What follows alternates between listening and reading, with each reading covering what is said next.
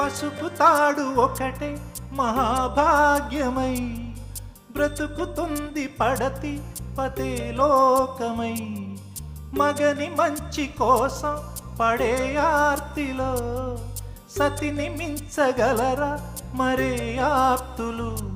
ఏ పూజ చేసినా ఏ నోము నోచినా ఏ స్వార్థము లేని త్యాగం భార్యగా రూపమే పొందగా. అపురూపమైనదమ్మ ఆడజన్మ, ఆ జన్మకు పరిపూర్ణత ఇల్లాలమ్మా.